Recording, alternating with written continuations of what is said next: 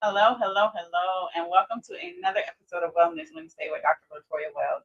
I am Dr. Latoya Wells, family nurse practitioner, doctor of nursing practice, and owner of Wells Legacy Health and Wellness. I'm excited to be here with you tonight. We're going to be discussing a topic that is near and dear to my heart and many other people that I know. Tonight, we're going to be talking about colorectal health and colorectal cancer or wellness, but from a wellness standpoint. You all know Wells Legacy Health and Wellness, the two mesh well together. And so anything that I do, I always want to bring in a wellness standpoint to it. Forgot my mic. But anyhow, I got too excited. Tonight we're going to be talking about colorectal health and colorectal cancer awareness. Many people avoid this topic because it feels uncomfortable. But the truth is, colon cancer is one of the most preventable cancers when it's detected early.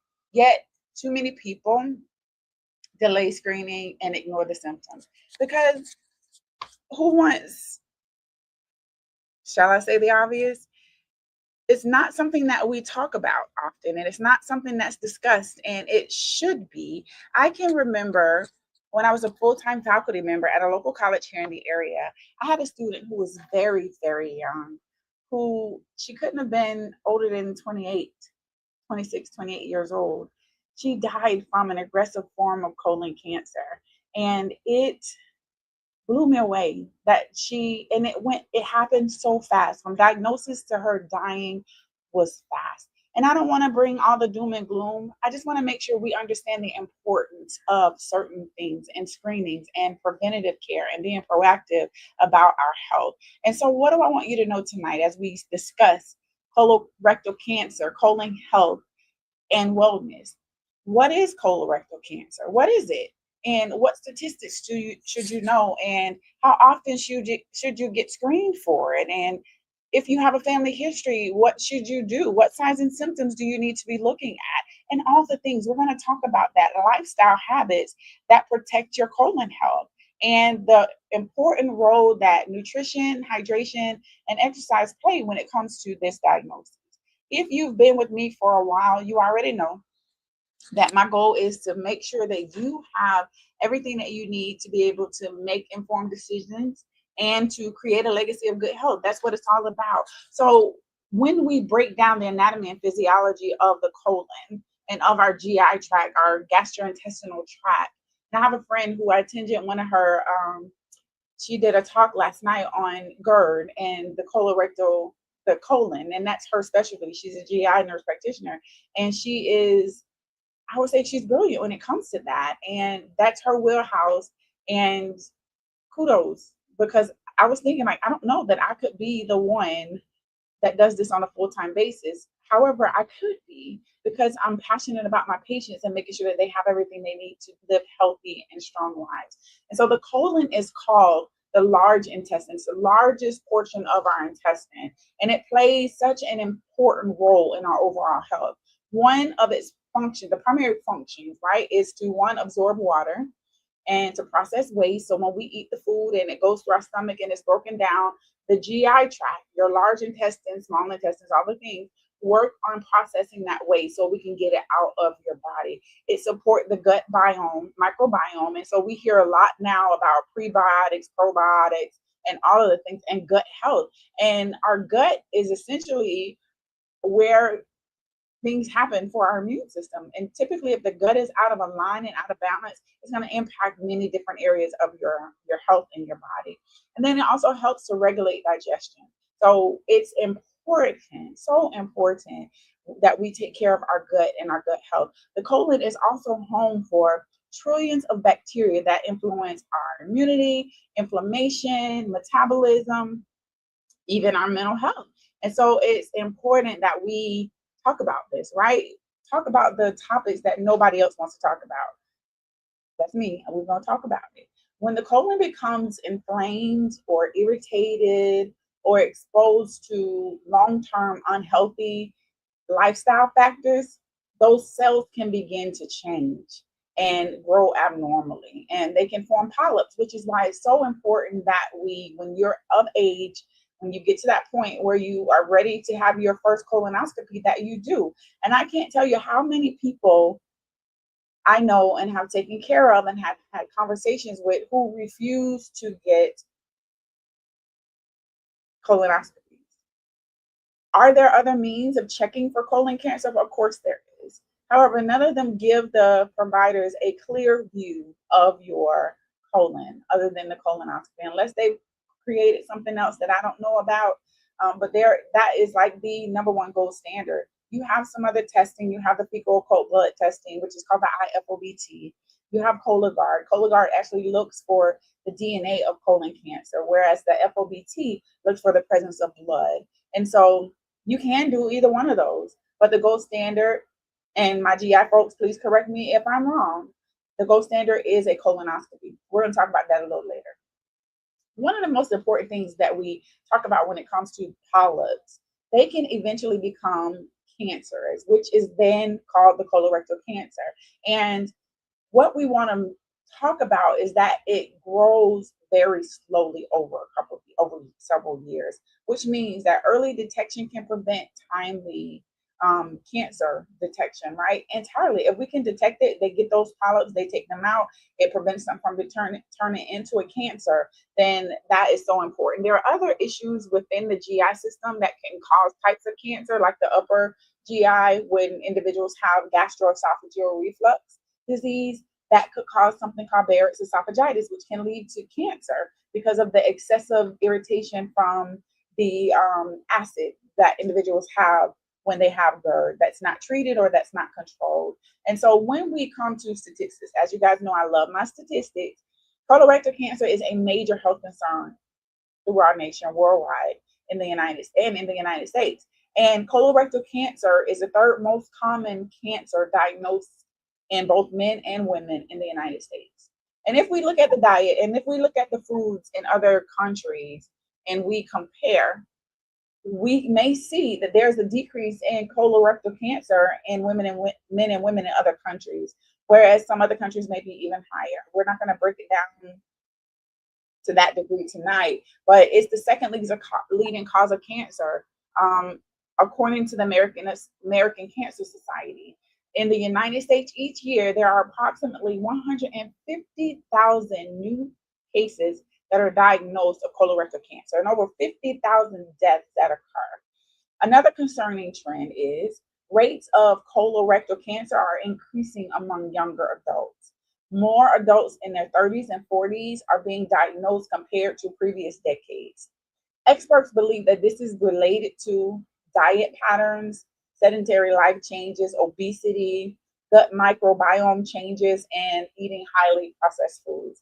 I don't know if you guys have been on TikTok, but there's people who do like these mukbangs and they're eating and they're showing you all the things that they're eating. And I'm just like, how is that even possible? But when I think about when I was younger, the food that we had to eat, because, grandma, mama had to, give us what they could afford.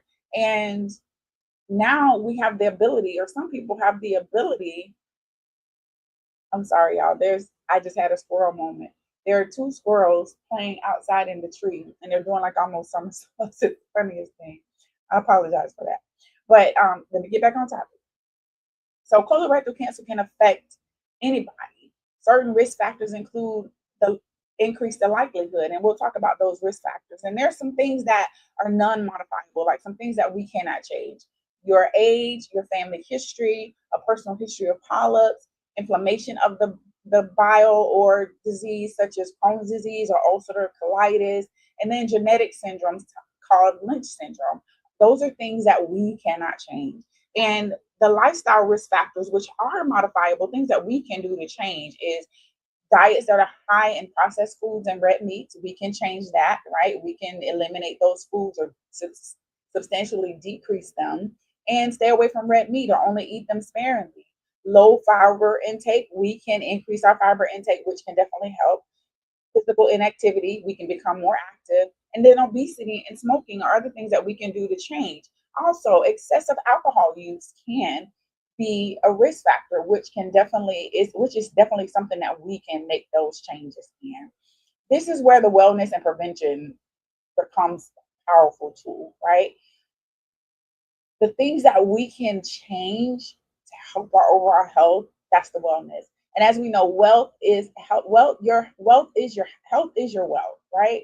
And we have to do what we can to make sure that we're creating a legacy today for good health, if not for us, for our family to come. So those small changes that we make today in our diet, in our exercise, and we involve our family and we make those changes, it can be something that is carried on from generation to generation, that we've made a positive change in those modifiable factors. Whereas again, we can't change the non-modifiable factor, our age, our race, our family history.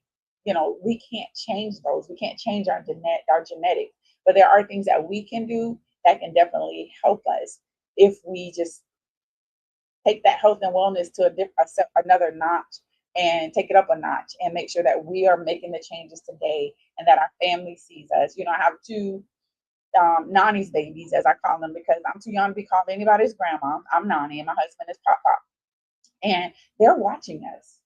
They're looking at us. They're watching their auntie, my youngest daughter. They're watching us. They're looking at what we're eating. They're looking at what we're ordering and how we're living. And do we want to leave the legacy that we're currently showing them? Or is there something that we want to change to be able to leave a more positive legacy, and a good legacy for them when it comes to our health? And it starts with us. One of the most important things that we can do for colon health is screening.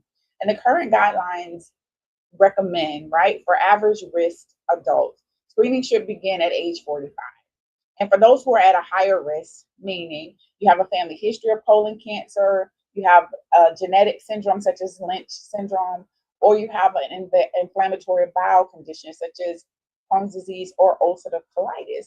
And so if you have any of these higher risk factors, you may need to begin as early as 40 or even earlier, depending on what's going on with you. And individuals who have things such as, the genetic condition, the Lynch syndrome, who have a family history, or who have UC or ulcerative colitis, or Crohn's disease, may be screened earlier. I seen a 20-year-old get a colonoscopy because he had an inflammatory bowel condition. And so it just depends on your health. It depends on what you're going through and what you're dealing with. Colonoscopy is the gold standard. It's recommended every 10 years if normal. If it's not normal, then you may be asked to get it every 5 years or so. Stool-based testing, I kind of talked about those earlier. You have the FIT test, which is a yearly test, and that one looks at the DNA of the blood. That's the Cologuard. Looks at the DNA within the stool every 3 years. These tests detect blood and abnormal DNA in the stool. If there's an abnormal result to either one of these, the next thing would be to get a colonoscopy done. And what I want to leave you with when it comes to this, the best screening is a test that gets done. I can educate a patient all day long. I can talk to them all day long. I can give them the script. I can order the kit to be delivered to them. However, if they don't do anything with it and it stays in their bathroom for months on end, then there's no screening. And essentially, you miss that opportunity and potentially put yourself at risk. So what are some of the signs and symptoms that should not be ignored? There's some things that happen to us that, well, I just think it's such and such. And you know how we like to misdiagnose ourselves. Oh, it's heartburn when you're having a whole heart attack. It's not funny, but I've heard that. Oh, it's heartburn. It's GI upset. It'll go away. Well, we need to rule it out and make sure that it's not a heart attack and that it is just your GI system cutting up, right? But some of the things that we want to make sure is that we're screening early and that we're paying attention to our bodies. And that's where it's important that we know our bodies. Pay attention to this body. It's communicating with you. It's talking to you. And it's important to know that you know what your body looks like, feels like, so that if there's any abnormalities, then like when something is wrong, something is wrong. So many symptoms of early colorectal cancer and colon cancer have no symptoms. And that's why screening is important. However, symptoms can include persistent changes in your bowel habits, So you used to be normal. You would have a bowel movement every day or twice a day. And now all of a sudden that changes and you're having constipation or you're having some diarrhea. Diarrhea or constipation that lasts more than a few weeks.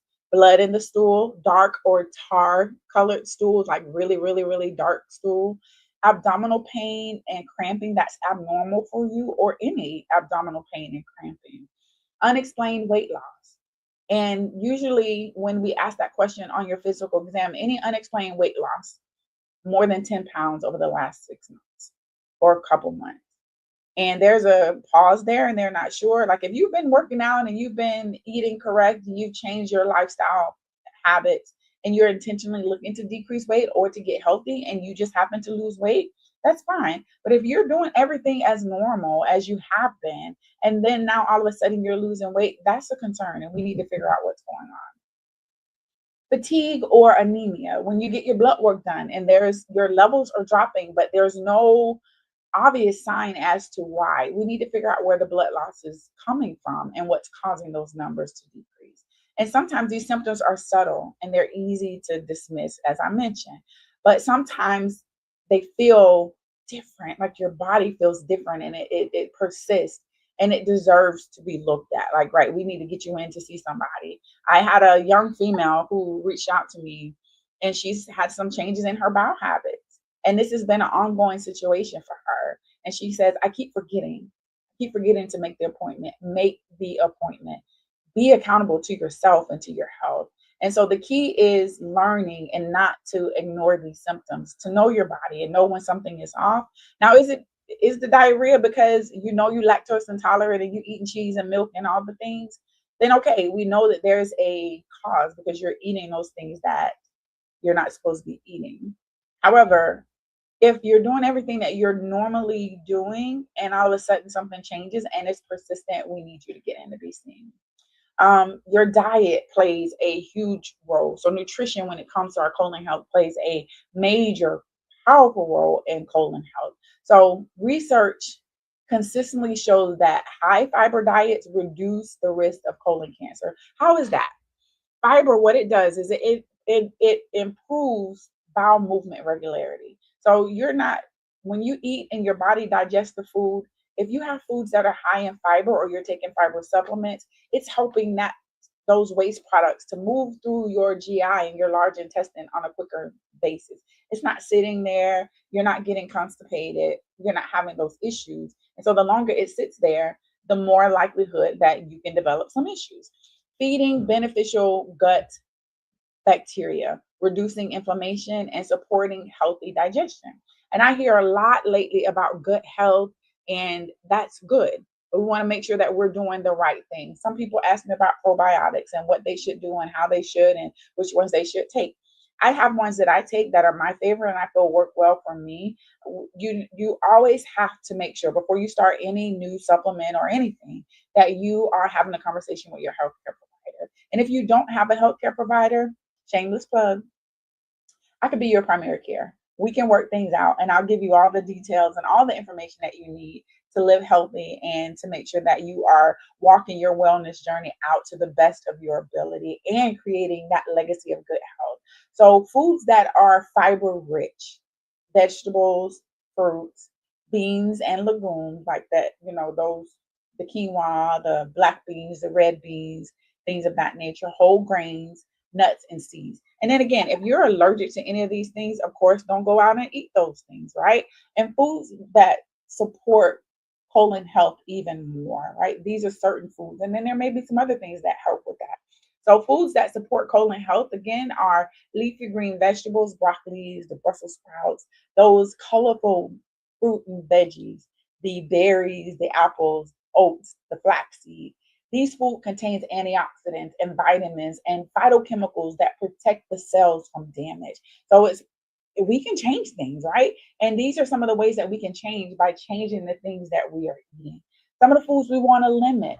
I'm not saying that you can't have them at all, but limit them. Those highly processed foods, the processed meats, the excessive red meat, the high sugar diet, the excess alcohol. The goal is not to be perfect, right? And I don't expect you to go out tomorrow and go out tonight and clean out your pantry and start all over. Some people may have to take that drastic of a change in order to make the changes that are necessary. However, with me, all things in moderation. That's what I tell my patients and my family. The goal is consistent, healthy choices, right? So those small choices that we make today can lead to long-term positive impacts on our health. And hydration, you hear me all the time talking about drink your water. Have you had your water today? Have your body weight in ounces. How is that important when it comes to your colon? Hydration is often overlooked when it comes to the important role that it plays in your digestive health. So water helps to soften your stool. It prevents constipation. It supports digestion and it promotes gut balance. So when the body becomes dehydrated, the stool becomes harder and it's difficult to pass. And so individuals who deal with constipation know that it is important to make sure that they are staying hydrated. Chronic constipation places the colon in stress. It stresses the colon out. And so we have to make sure that we are staying hydrated, that we're doing the things that we need to do to prevent constipation and making sure that we're taking care of our health. And as again, you already know, half your body weight in ounces. And this may vary based on each individual. And of course, if you have any health issues that would prevent you from drinking that amount of water, have a conversation with your healthcare provider. So hydration also helps with metabolic health. It increases energy level and it works on and supports cellular function. So something as simple as drinking enough water a day can support your colon and your overall health.